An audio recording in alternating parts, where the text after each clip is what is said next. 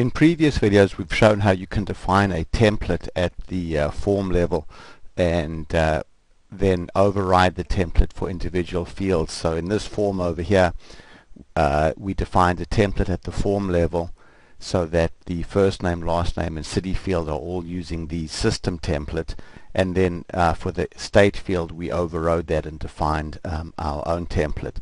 But in addition to defining a system template, you can also create named template, which in effect gives you the ability to create multiple system templates.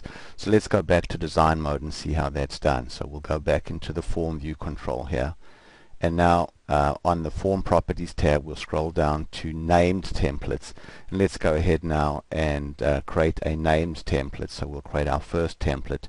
We'll just call it, say, template underbar 1, and for this template we'll just put in some text. We'll say this is template 1, and then we'll just use the field itself, so we won't bother with the field label, and we'll go ahead also and wrap it in a div with a border, say solid 1 pixel red, and we'll put in our closing div over here,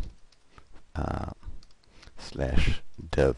So there's our first template. Let's just copy that to the clipboard, and we'll use that for our second template as well. So go ahead and click OK. So there's template number 1.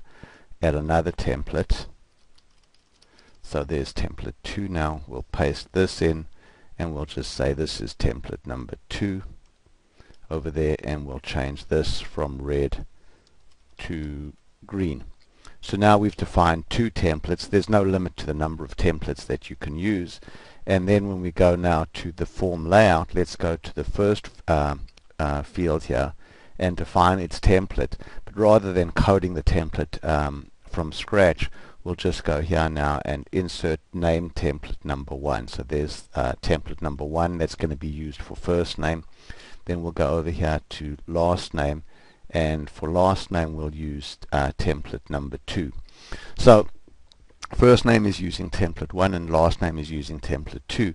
But since this is just a part of client-side templating, we could use conditional statements as well. So it'd be very easy to basically put in a conditional statement that said, if some condition is true, then use template 1, otherwise use template 2. So you can see how name templates in conjunction with conditional statements can give you a huge amount of power in how the actual template itself is rendered at runtime. So let's go ahead now and run this form.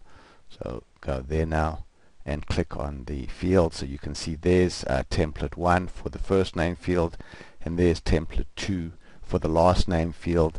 Then since city had no template defined at the individual field level, we're using the system template over there, and then for state we overrode that with a custom template as well.